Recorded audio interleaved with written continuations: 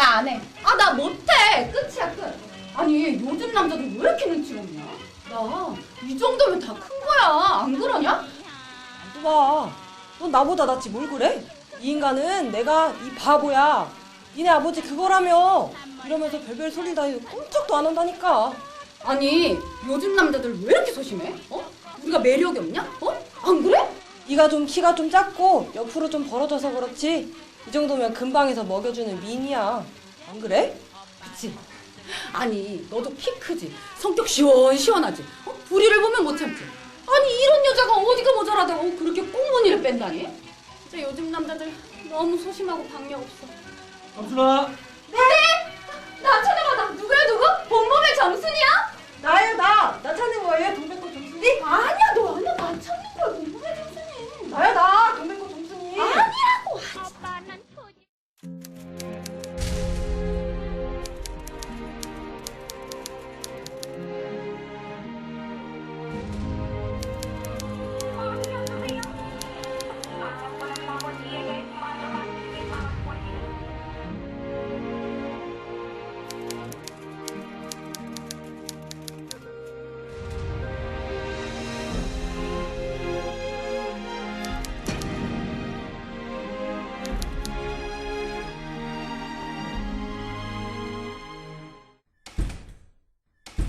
계절의 여왕 5월에 가장 잘 어울리는 문학작품 하면 어떤 것이 떠올려지십니까?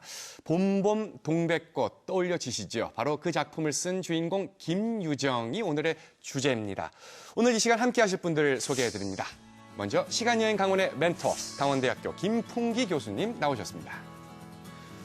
김유정 작가의 맥을 이은 춘천의 대문호, 이시자 또 소설가이신 강원대학교 명예교수 전상국 교수님 나오셨습니다. 호주에서 오신 한국인이십니다. 가톨릭 관동대학교 최다미 강사님. 그리고 시간여행 강원의 동백꽃, 김서영 아나운서도 함께합니다. 봄봄 동백꽃 대표적으로 떠올려지시는 이 작품들. 저희가 이 김유정의 대표작을 드라마로 한번 재구성을 해봤습니다. 함께 드라마 속으로 가보시죠.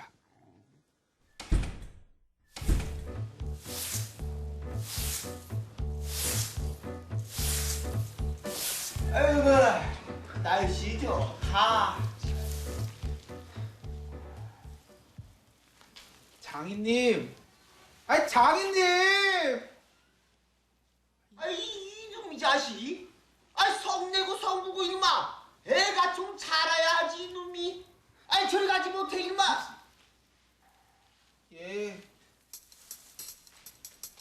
내가 여기 와가지고 말이요 돈 한 푼 안 받고 일하기를 3년하고 꼬박 7달이요.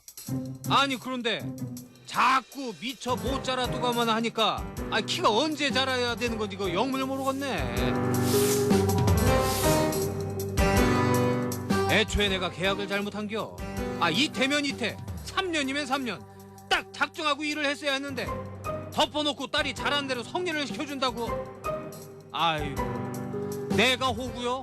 내가 호구지? 아이고.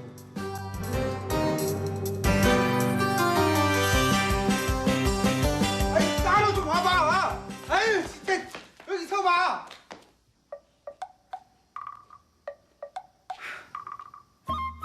진짜. 아유, 좀 이리 좀 와봐. 여기 서봐.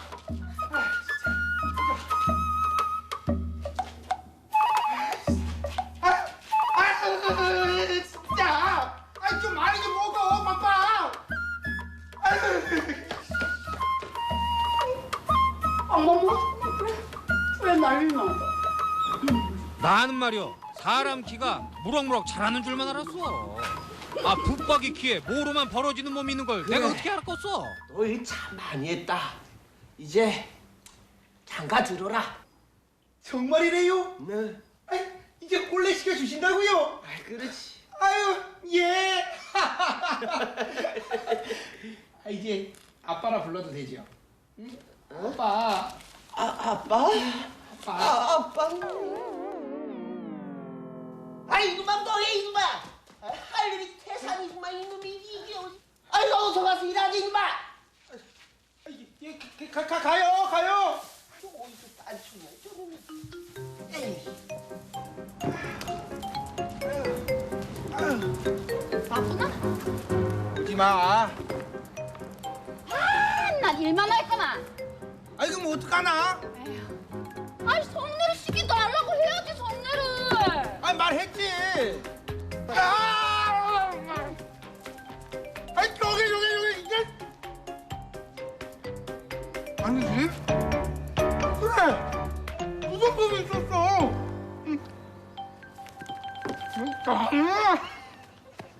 아 매일 일만 시켜먹고 성내 시켜달라고요. 뭐라고 이놈이. 아 이대로는 일 못해요. 아 빨리 점선이랑 성내 시켜줘요. 빨리 천사이 거리. 아유 진짜. 아 이대로는 일 못해요. 빨리 성내 시켜줘요. 예? 빨리 성내 시켜줘요. 아이고 천사. 미친구다. 아이고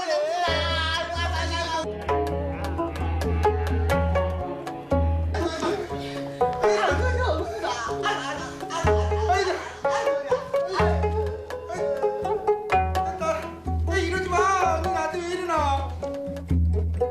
아니 나를 살살 꼬투리를 깨는 언제고 말이오. 암만 해도 여자 속은 알 수가 없는겨. 아이고 대체 난 언제 장가 가는겨? 응? 오늘의 키워드는 점순이입니다. 키워드로 오늘 이 얘기를 풀어가 볼 텐데요. 점순이. 점순이 하면 먼저 무슨 얘기가 떠올려질까? 어떤 이미지가 떠올려질까? 저는 벌써 떠올려지는 이미지가 있습니다. 김소영 아나운서가 오늘 평소와 다른 지금 얼굴이에요.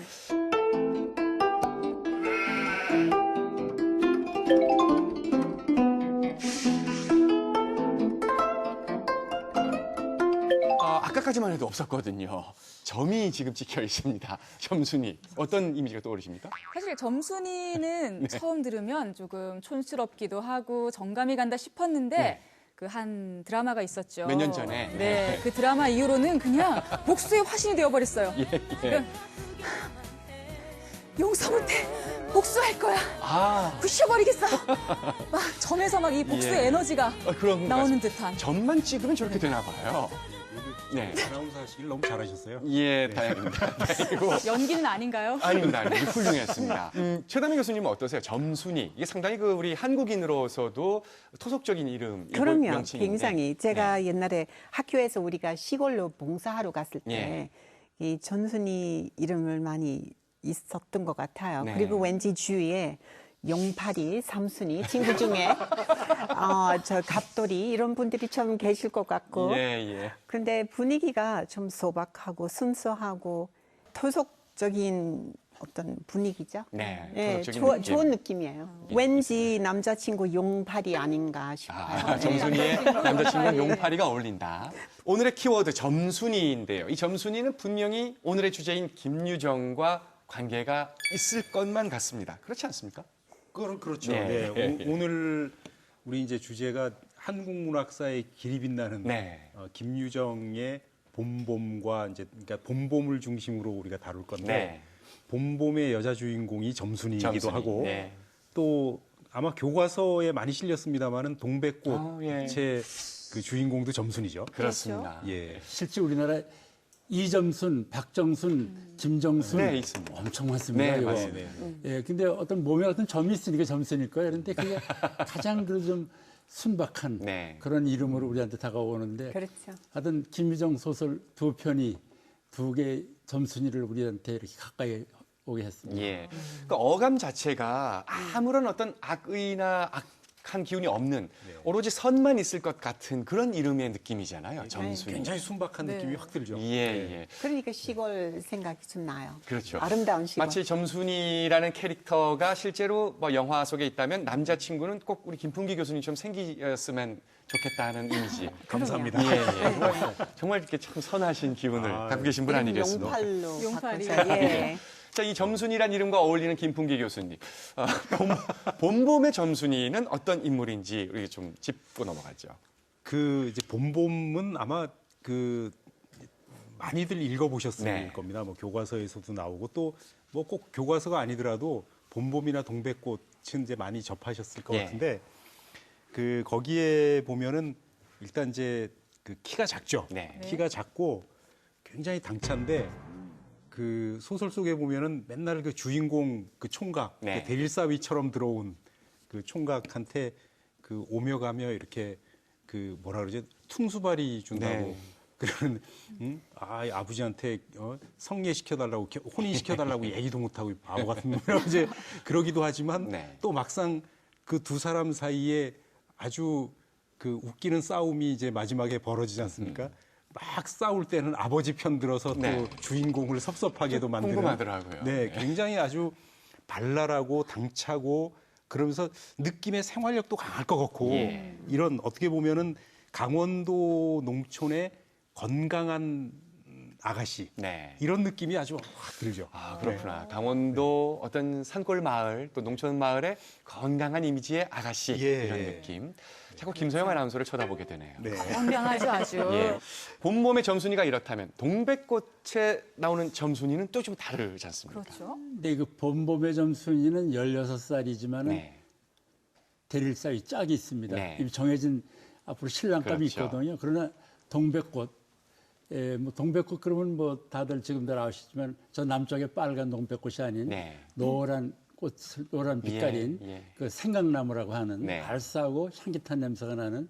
근데 이 동백꽃의 점순이는 짝이 없어요. 네. 짝이 없고 좀 봄봄의 점순이보다 좀 키가 좀 큰데 남자친구가 옆에 집이 살았거든요. 그렇죠. 예. 마음에 들어요. 그래서 여자가 이제 점순이가 이렇게 아주 강렬하게 이렇게 좀 곁에 다가가서 강렬하게. 너 감자 이거 강렬하죠. 요즘에 감자 이거 없지? 네. 안 먹는다 그러니까 너 아버지 뭐 고자라지? 아, 이렇게 예. 아주 그 충동을 하면서 네. 이렇게 나중엔 닭을 때려주기까지 만들어서 그거 일리지 않다고 하는 네. 아주 적극적이고 와일드한 그런 성격. 우리 지금 시골에서 그런 처녀들이 이제 커가지고 지금 아줌마가 됐을 때 네. 아주 근면하고 성실한 그 걱실걱실한 아줌마의 모습을 예. 그 점순이의 모습을 해서 찾을 수 있다고 봅니다. 예, 예. 사실 옛날 시대상에서는 여성들이 좀 이렇게 수동적이고 소극적인 이미지들이 있었는데 그 동백꽃에 나오는 점순이는 굉장히 능동적이고 적극적이네요. 네, 특히 김유정의 여자들은 김유정 예. 소설의 네. 여자들은 전부 생활력이 강하고 아. 아주 적극적입니다. 이 사랑의 감정이라는 건 세계 공통이잖아요. 그러면 그렇죠. 이 소설을 영어나 뭐 불어나 번역을 해서 이렇게 딱 출판을 하면 외국 사람들도 그 감정을 다 이해하고 좀 인기가 있을까요? 그럼요. 아이, 그럼요. 이 번역본이 예, 김유정 소설이 그 불어로도 네. 번역되고 영어로도 되고 외국어로 많이 되는데 네. 그 현재 그 외국의 독자들이 김유정 소설이 재밌다. 네. 김유정 소설이 재밌는 해학 아주 재밌다. 그 이 사람이 갖는 사랑의 어떤 그 본성의 어떤 그 마음들을 참 잘 드러냈다. 그런 의미에서 시간과 공간을 초월해서 예. 그 그럼요. 다가가는 그런 그 모습인 것 이거는 같아요. 시골이지만은 대도시에서도 일어나는 네, 일이어도 네. 똑같이 그리고 사랑의 잔인함도 네. 표현하시는 것 같아요. 그 원작에 보면은 그 춘천 지역의 사투리라고 이제 우리는 이제 가끔 네. 알고 있는데 그러니까 그런 생소한 표현들 있잖아요. 네. 또 토속적인 표현들. 네. 그럼 외국어로 번역이 될 때는 네. 그런 단어들은 어떻게 또 반영이 된 건가요? 그래서 그 어떤 최미경이라는 불문학자가 이제 한 김유정 소설을 이제 번역을 네. 할 때 그 고민이 우리 그 아주 토속적이잖아요. 예, 예. 향토적인 예스러운 건데 그것이 외국에도 그런 예스러운 거 있죠. 꼭 그 말을 갖다가 써야 되는 건 아니죠. 네. 예를 들어서 우리는 표준말로 얼굴이라는데 김유정 소설이 얼굴이는 잘 안 나오고 골? 낯장 나판대기, 네, 네. 낯장 나판대기. 근데 그 영어라든가 외국 영어권에도 그런 얼굴이라는 말을 좀 예스럽게 쓰는 말이 있어요. 그렇게 찾아 쓰는 거죠. 예. 그리고 이제 아, 진짜 어려운 작업이셨겠네요. 그 낙엽이라는 말이 한자 그 당시엔 김유정 소설에는 낙엽이라는 말이 잘 안 나옵니다. 네. 그 당시 김유정은 밑바닥 인생들이니까 예. 밑바닥 인생들이 쓰는 낙엽이라는 말하면 떨립, 떨리 펀치고, 떨리 펀치고. 그리고 뭐 나무도 나무라고 하면 낭구, 그리고 옥수수도 옥시기, 예, 예. 뭐 이런 식으로 전부 아주 밑바닥 인생들이 쓰던 네. 사투리라든가 그다음에 욕 같은 거 네. 그걸 썼기 때문에 외국어로 번역될 때 그분들이 바로 그 벽에 지역에서 맞는? 맞는 그걸 찾았을 때 똑같은 말을 번역해서는 안 된다고 예, 그러더라고요. 예, 예. 그 나라 풍토, 네. 풍속에 맞는 그 언어들을 찾는데 굉장히 노력한다고 그러더라고요. 그렇게 하면 김유정 소설은 맛이 살아난다고 예. 이런 얘기를 그러니까 들었습니다. 번역도 또 하나의 또 창작이니까 말이죠. 그렇죠. 예. 다 이렇게 담아내지 못할 만큼의 깊이와 또 품위를 지키고 있는 우리 말입니다. 이렇게 아름다운 작품을 남긴 김유정, 과연 그는 어떤 분인가? 함께 저희가 준비한 화면 속으로 잠시 다녀오시겠습니다.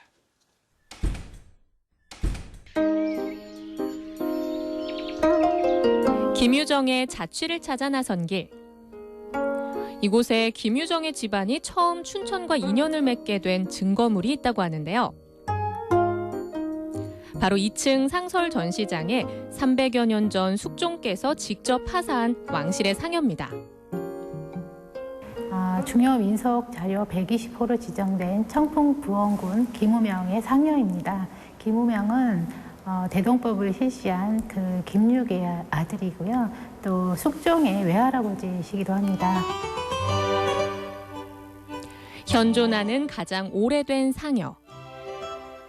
하지만 호랑이 등에 올라탄 동방삭이 영혼의 길을 인도하고 있는 모습은 아직도 생생하죠. 청풍 부원군 김우명이 사망을 하자 외손자인 숙종은 장례를 치르기 위한 상여와 장례 도구를 내려주고 춘천 신례마을 일원에 장지를 하사하죠. 덕분에 김유정의 선조들이 춘천으로 이주해와 대표적인 사족으로 자리한 겁니다. 이곳이 바로 김유정의 생가인데요. 신례마을 유지의 풍모가 느껴지시나요? 6.25 때 다 전소가 돼서 2002년대에 개관이 되면서 그때 복원을 했습니다. 조카이신 김영수 씨하고 그다음에는 이 마을에 연세가 많으신 분들의 증언에 의해서 복원된 집입니다. 김유정이 학업을 중단하고 내려와 마음을 추스르던 곳. 그래서인지 그의 소설 속 배경은 대부분 이곳 신례마을입니다. 생가 근처엔 그의 소설 속 한 장면을 그대로 복원한 건물과 조형물도 만들어져 있는데요. 매해 이곳에선 소설 속 주인공 점순이를 찾는 특별한 행사도 열리고 있습니다. 점순이 선발대회는요, 5월 29일 날 김유정 문학제 때 실시하는 거거든요. 두 점순이가 나와요. 김유정 선생님 소설 안에는요. 그 동백꽃의 점순이, 그다음에 봄봄의 점순이를 그 조금 더 가까이 좀 찾아보자 하던 취지에서 그 지금 저 두 점순이를 뽑고 있습니다. 점순이 찾기 대회는 일반 미인 대회와는 조금 다릅니다. 외모보다는 풍자와 해악을 갖춘 몸과 마음이 모두 건강한 여성을 찾는 행사죠. 그래서 가끔은 외국인 점순이나 나이 지긋한 중년의 점순이가 선발되기도 합니다.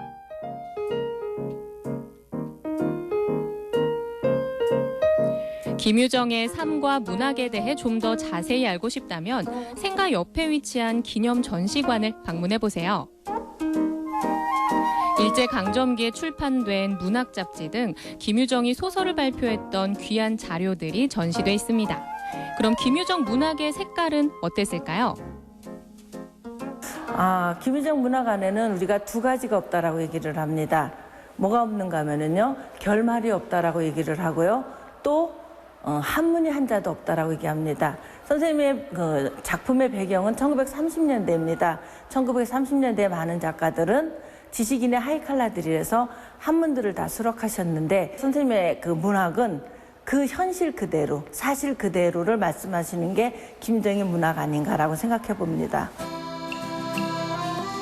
기념 전시관엔 문학 자료들뿐 아니라 김유정의 집안, 그러니까 청풍 김씨 족보와 학창 시절의 학적부, 또 연희전문학교의 재적 증명서도 보입니다. 이곳 김유정 문학초는 1930년대를 그대로 옮겨놓은 듯한 추억의 나들이 장소입니다. 따뜻한 봄날, 김유정의 문학혼과 교감할 수 있는 춘천 신례마을을 한번 방문해보는 건 어떨까요? 300여 년 전의 상여가 그대로 보존이 돼 있다. 야, 상여, 이거 자체가 상당히 좀 설명 좀 해주십시오. 예, 이 상여가 이제 아마 현재 남아있는 그 상여 관련 유물로는 제일 오래된 거로 지금 알려져 있는데요. 이게 이제 뜬금없이 왜 김유정 이야기하면서 상여 얘기가 나오나 이러실 텐데 김유정의 그 집안이 청풍김씨 집안입니다. 청풍김씨. 예. 청풍김씨 집안인데 이 청풍김씨 물론 이제 그 윗대 뭐 어른들도 있습니다만은 그 청풍김씨 중에 청풍부원군이라는 분이 계시는데 그분 이제 함자가 김우명이라는 분입니다. 네. 이 김우명이라는 분이 그 아마 그 국사 시간에 배우셨을지 모르겠는데 뭐 대동법 시행하고 한 분 중에 잠곡 김육이라고 계세요. 그분의 아들이 이제 김우명이라는 네. 분인데 김우명이 그 현종의 그 장인어른이죠. 그러니까 김우명의 딸이 현종의 왕비인 건데 그 아들이 이제 숙종인 거죠. 그런데 이때 이제 그 숙종이 등극하고 얼마 안 돼서 이 김우명이라는 분이 돌아가셨어요. 네.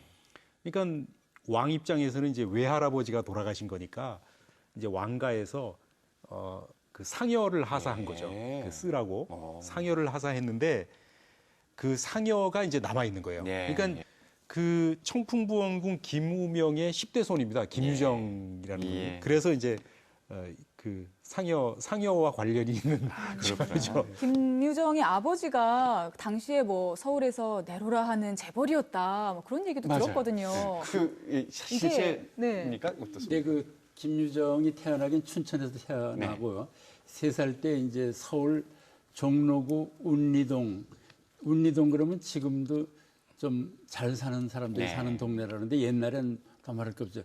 그 동네가 살 정도로 아주 집안이 넉넉한 집안인데 근데 뭐 그 전해지는 말로는 2천석 부자, 뭐 3천석 부자 뭐 이런 정도인데 그 김유정 당대에 뭐 부자가 망해도 3대는 간다 그러는데 김유정 사실 만 29살에 죽을 때 약도 한 첩 제대로 못 쓰고 참 있을 방도 없어서 아주 어느 그 토막에 들어가 죽게 되는 그런 내용이 지금 전해지고 있습니다.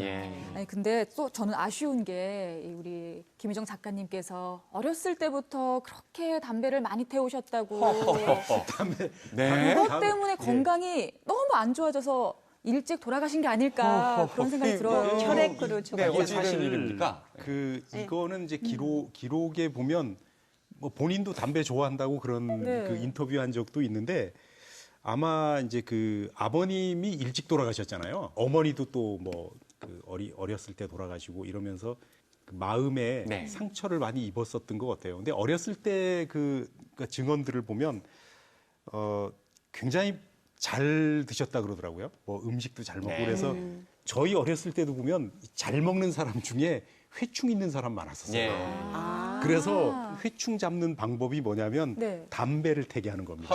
그래서 담배 연기가 이제 회충 잡는다고 저희 뭐 그랬었거든요. 그 아마 근거가 있는 건가요? 근거는 뭐 없죠. 없습니다. 그거는 없지만 생각에 뭐 이제 옛날 어른들이 이제 불 연기 막 들어가니까 소독이 예. 된다고 생각했나 보다. 그렇죠. 근데 이제 그런 것 때문에 그런지 몰라도 아마 어렸을 때부터 담배를 좀 그 말씀 맞는 것 같아요. 어떤 기록에 보면 김유정 아버지가 이제 뭐 김유정이 어렸을 때지 집안에서 부잣집이니까 둘째 도련님이거든요. 그렇죠. 아주 귀한 집의 둘째 도련님인데 쟤는 햇배를 앓기 때문에 담배를 펴라. 그럼 그 피우고 다니면 어른들이 이렇게 바라보고 있고 야단을 못 쳤대요. 아주 당당하게 피우고. 약이니까. 기록이 있더라고요. 여러분 절대로 이것은 이제 김유정이 겪어온 역사에 대한 기록을 우리가 얘기한 겁니다. 그렇죠. 뭐 회충 때문에 피워요. 청소년들 이러시면 절대 안 됩니다. 담배는 절대 안 됩니다. 강조합니다. 근데 김유정 소설이나 다른 잡문에도 담배 얘기가 참 많이 나와요. 특히 시연이라는 그 당시 유명한 시연봉을 많이 피웠다는 얘기가 많이 나옵니다. 그 1937년도에 조광이라고 하는 잡지에 보면 그 인터뷰한 게 있어요. 그러니까 작가들한테 쭉 설문처럼 이제 요즘처럼 이제 설문 돌리는 게 있는데 거기에 보면 그 만약 당신이 날개가 달려서 하늘을 날 수 있다면 뭐 하겠냐 이렇게 물었더니 김유정이 뭐라고 대답을 했냐면 나는 그 하늘에 올라가서 번듯하게 누워서 담배 피우고 있을 거다 이렇게. 그러니까 굉장히 담배를 좋아했던 분이에요. 그러니까 그런 그러니까 이거는 인터뷰에 그렇게 얘기할 정도면 어렸을 때부터 피던 담배가 평생 동안 가서 어쩌면 그 결핵도 그런 것과 네. 관련이 있을지도 네, 모르겠어요. 결핵과도 관련이 있을 그렇게도 거예요. 많이 악화됐겠죠, 담배 때문에. 그래서 다시 한번 강조합니다. 네. 담배를 어렸을 때부터 피웠다고 해서 좋은 작품을 쓸 수 있는 작가가 된다? 절대 아닙니다. 그 연결시키지 마셔야 됩니다. 결핵만 걸릴 수 있어요. 예, 그렇습니다. 근데 이렇게 김유정이 서울에 살다가 춘천으로 이렇게 다시 돌아온 이유, 또 춘천에서는 그 이후에 또 어떻게 지냈나요? 그 춘천으로 오시게 된 게 이제 그 아까 이제 그 전상국 교수님께서 그 서울로 이제 간 얘기를 잠깐 운미동 말씀하시고 네. 그랬는데 운미동 뭐 관철동 이런 데서 이제 주로 서울에선 살았죠. 그러면서 이제 제동 보통학교 요즘으로 치면 제동 초등학교가 네. 되는데 거기를 다니고 아마 이제 휘문고보를 나와서 연희 전문을 들어갔다가 아마 이게 출결 미달로 인가 뭐 하여간 이게 알 수 없는 2달 만에 네, 지적당. 2달 만에 두 지적당하죠. 달 만에요? 학교를 안 나가서 아, 그런 건데 사실 그 당시에 이제 어떤 일이 있었냐면 형님이 김유근이라는 분인데 네. 이분이 어쨌든 뭐 이런저런 이유로 이제 그 집안의 재산을 이제 좀 탕진하셨고 예.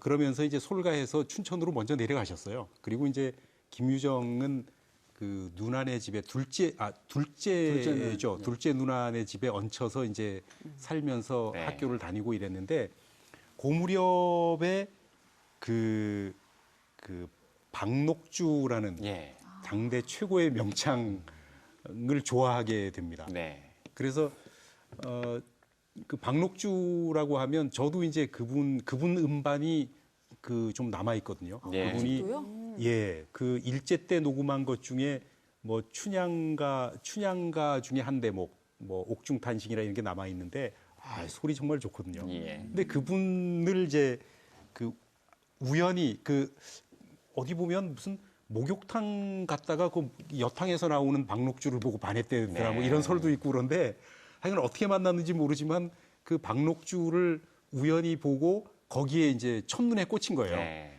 그래가지고 맨날 연애 편지 보내고 뭐 결국 이제 그 사랑이 뭐 안 이루어진 거잖아요. 네. 안 이루어지고 나서 결국 그 몸도 안 좋아지고 그 무렵에 아마 늑막염 판정받은 게 아마 이 무렵일 네. 겁니다. 그래서 이제 춘천으로 내려오게 되죠. 내려오게 되는 게 1930년 여름에 이제 춘천으로 내려왔다 그러는데 내려와가지고 우리가 이제 그 많이 기억하는 금병의숙이라고 네. 하는 이제 물론 그거는 여름에 오자마자 한 건 아니고 아마 겨울인가 아마 시작했다 그러죠. 그해 겨울에 그 처음에 한 10명 정도 모아가지고 뭐 야학하면서 네. 했는데 그게 이제 나중에 금병의숙이라고 하는 그 이제 학교 네. 뭐 정식 학교는 아니지만 그렇게 야학도 하고 그러니까 그 당시 문맹퇴치 운동이라는 게 그 당시 지식인들이 많이 하는 네. 거였잖아요. 그래서 그런 것도 하고 또 뭐 동네 길 넓히기 같은 것도 하고 그러니까 농촌 생활을 개선하는 예. 이런 일들을 많이 하셨다고 이제 그렇게 돼 있습니다. 예. 이렇게 중요한 일입니다. 김유정의 인생에 영향을 끼친 것 중에 뭐 가족 문제, 집안 문제뿐만 아니라 바로 여자 문제가 있었다는 거지요. 이것을 우리가 조금 더 자세히 들여다보기 위해서 저희 시간 여행 강원이 준비한 특별 스페셜 드라마가 있습니다. 자, 잠시 드라마 속으로 다녀오시겠습니다.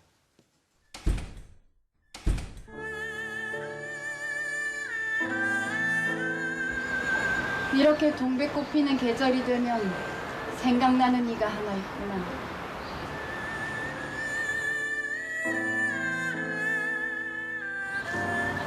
아씨, 꽃이 참 예쁘지요? 그렇구나.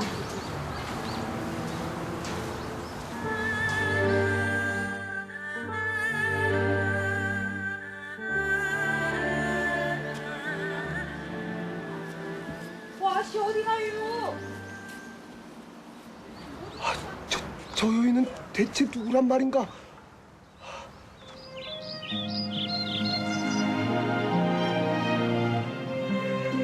어릴 적 돌아가신 어머니를 꼭 빼닮은 여인에게 온 마음을 빼앗긴 20살의 김유정.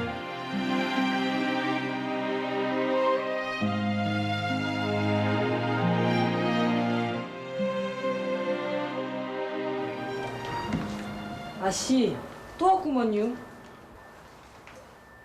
나는 남편이 있는 몸.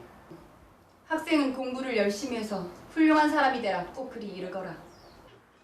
당신을 진정한 사랑한 사람은 바로 나라고. 제발 한 번만 만나주시오. 뭐 하는 게냐? 당장 저희를 쫓아내거라. 자신의 마음을 받아주지 않는 박록주에게 분노한 유정은 협박 편지를 쓰기에 이르는데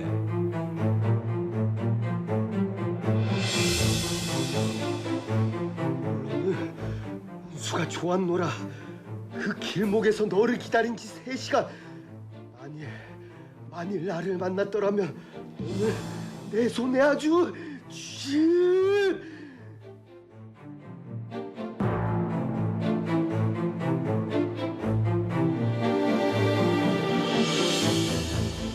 이후에도 유정의 편지는 계속해서 날아오고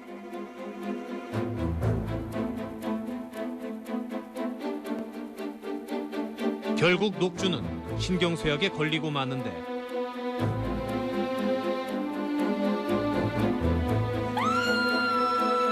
참다 못한 녹주는 시골로 피신을 떠나게 된다.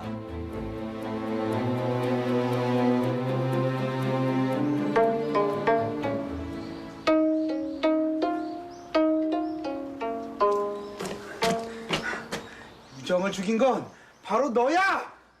그게 무슨 말씀이십니까? 그녀가 받은 건 유정의 마지막 편지였다.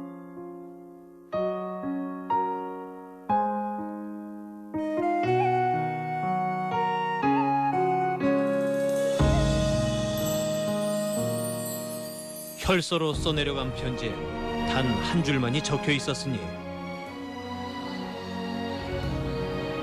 녹주의 마음도 찢어질 듯 괴로웠다.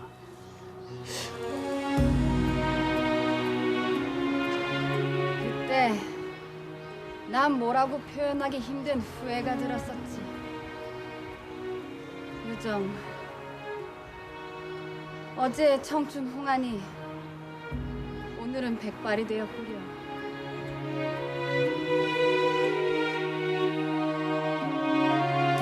한 여인을 향한 유정의 지고지순한 사랑은 그렇게 비극으로 끝을 맺고 말았다.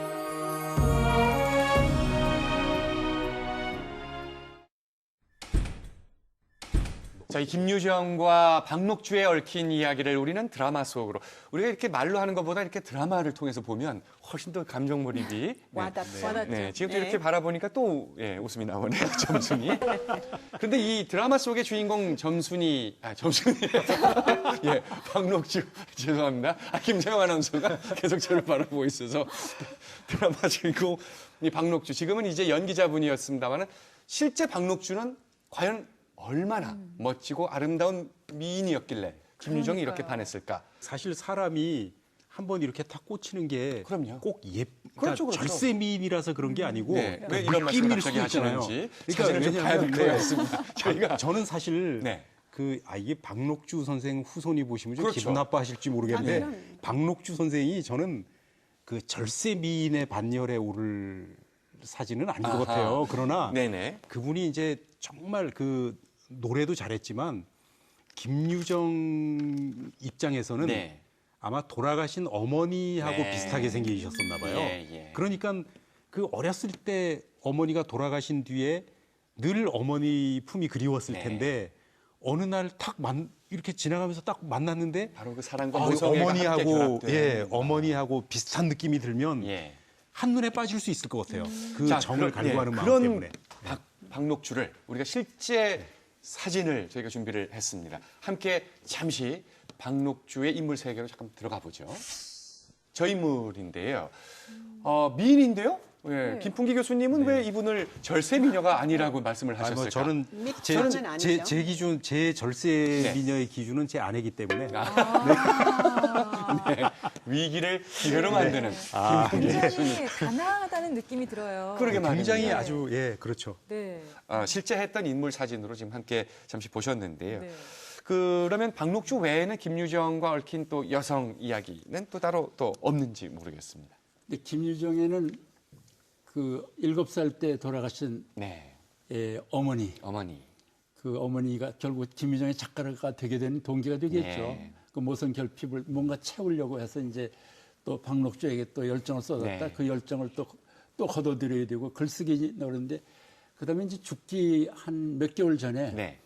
그 김유정이 어느 잡지사에서 청원과 청탁을 받습니다.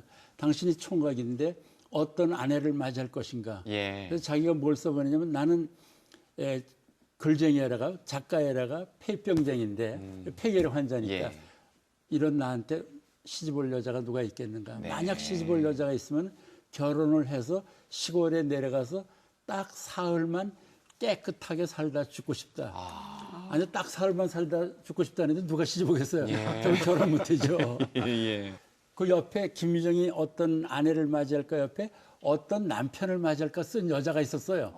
박봉자라고. 예. 그 여자는 나는 어려서부터 꿈이 사업가라든가 변호사 뭐 좀 이런 이름 있는 사람하고 결혼을 꾸미는데 나이가 들면서 문학하는 사람들이 뭐 낭만적이고 너무 좋아서 예. 문학하는 사람하고 결혼하기로 마음을 정했다.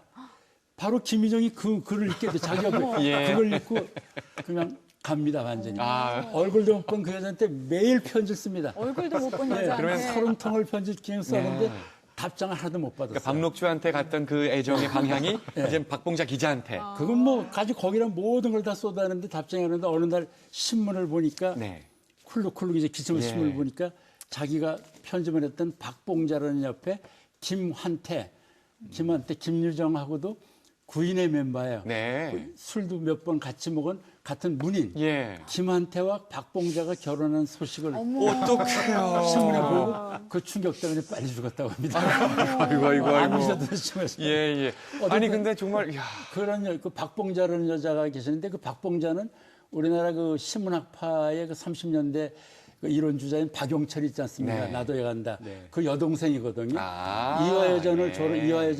이화여전 영문과를 졸업하고 시골에 가 영어 선생님을 하다가 그때 동아일보 여자 기자가 되었던 예. 에리트죠. 근데 그 여자한테 그렇게 모든 걸 썼다가 그것도 못 이루게 되고 그리고 또 이제 마지막 춘천 고향마을에 내려와서 있었던 그 김유정 소설 읽으신 분들은 다 압니다만 김유정 소설은 두 가지 여자 형이 나오거든요.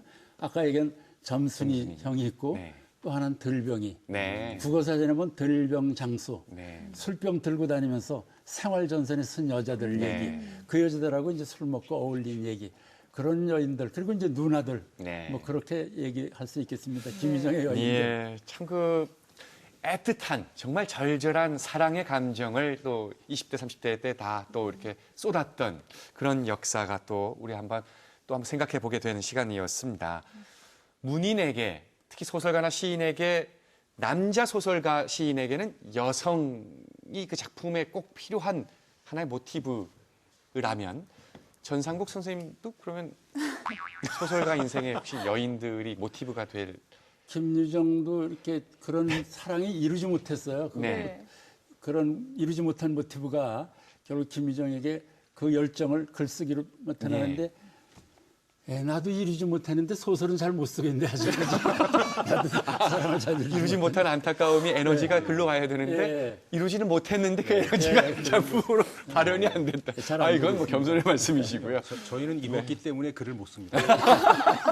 좋은 사랑을 했기 때문에 좋은 소설을 사랑을 해야만 소설을 써야 되는 좋은 소설을 쓴다. 이제 이런 것도 있을 수 있지만 사실 그걸 좋은 사랑을 못했기 때문에 그걸 머릿속에서 그리기 때문에 글이 되지 않는가 이런 생각이 그럴 수도 있겠네요. 네.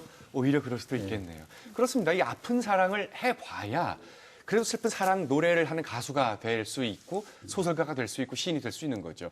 아니, 첫사랑과 만나서 첫사랑과 행복한 사랑하다가 결혼하고 그냥 행복하기만 한 사람이 어떻게 이별의 아픔을 노래할 수 있겠습니까? 여름을 알아야 저희 가슴이 겨울을 알죠.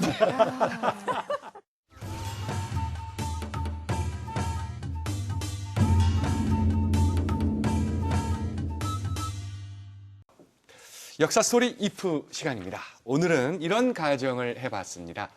바로 내가 김유정이다. 그리고 봄봄을 결말을 이어서 쓴다. 봄봄이 사실 애달프잖아요. 어떻게 보면 좀 허무하기도 하고 짠하기도 하고. 그 자체가 또 하나의 또 이 작품의 매력이기도 한데 내가 소설가 김주영이 돼서 마무리를 좀 오픈된 마무리가 아니라 딱 깔끔하게 마무리를 한번 지어보자 이거죠. 자, 먼저 김서영 점수님께서. 예. 네, 제 얘기를 또 제가 이렇게 하게 되네요. 근데 사실 우리 용팔이, 그렇죠?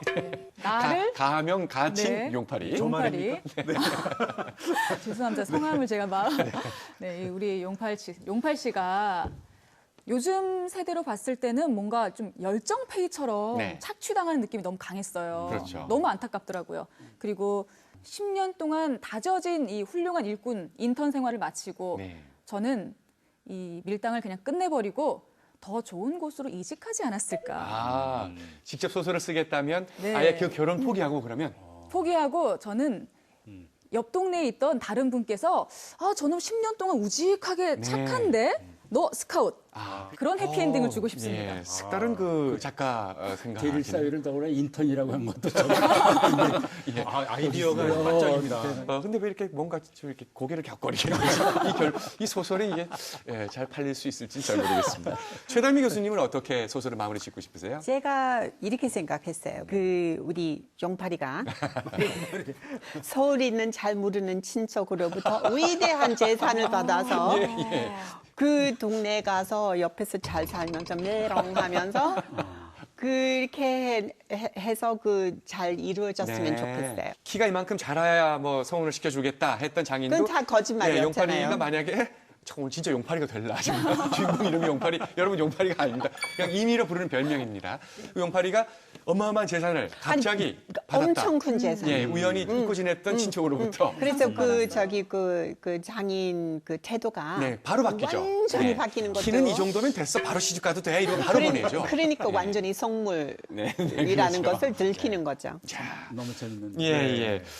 이미 전상국 교수께서는 사실 이 후속작이라 그럴까요? 이어쓰기를 한번 작품화하셨잖아요. 이번에 어느 잡지사에서 문예지가 강원도 출신 작가들을 저를 비롯해서 5명에게 범범 이어쓰기를 했어요.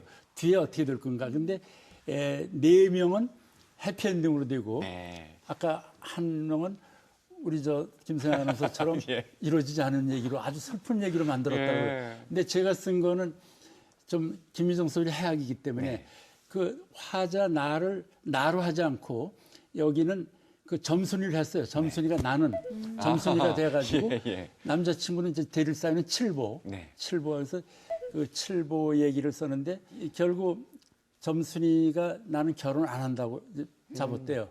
사람들한테 이제 그 소설에 김미정도 등장하거든요. 선생님이 직접 쓰신 소설에.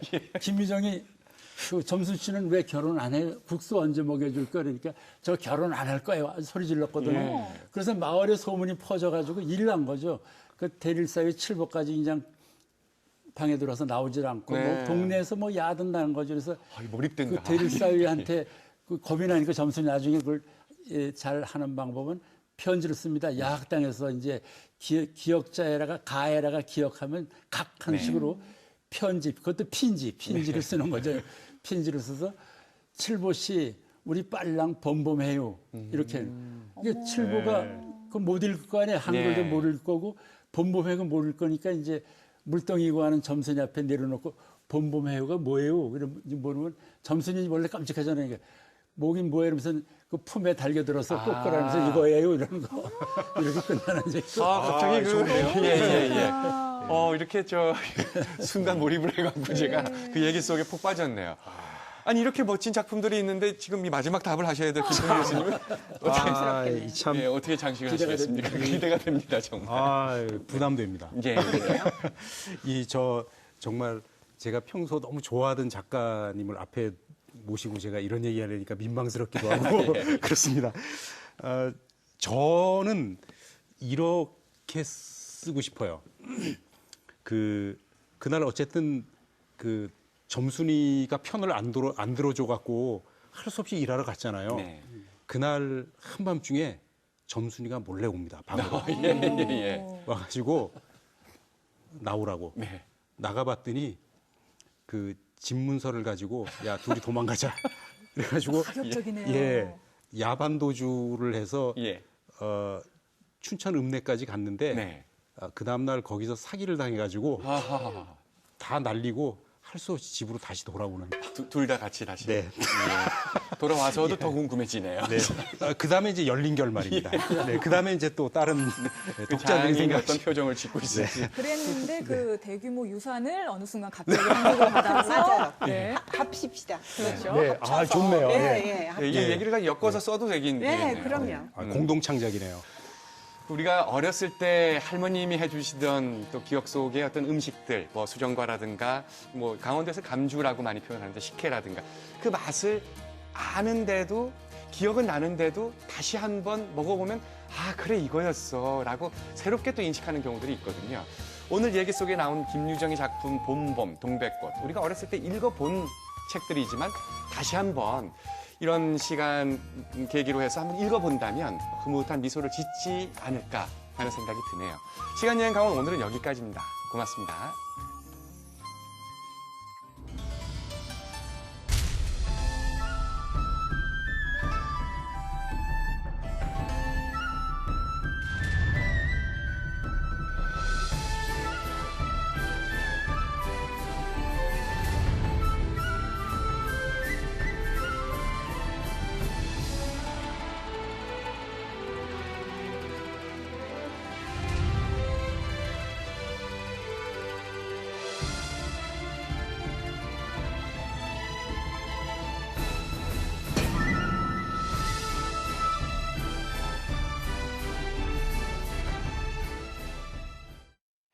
아이고 진짜 아이 팍팍 좀 먹어.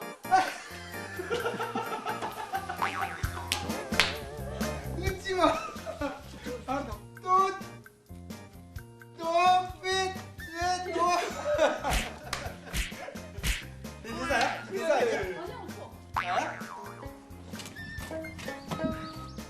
유정을 죽인 건 바로 너야.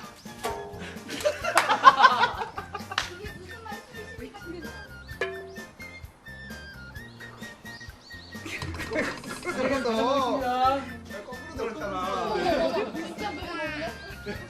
아 그때 들었어. 반장님.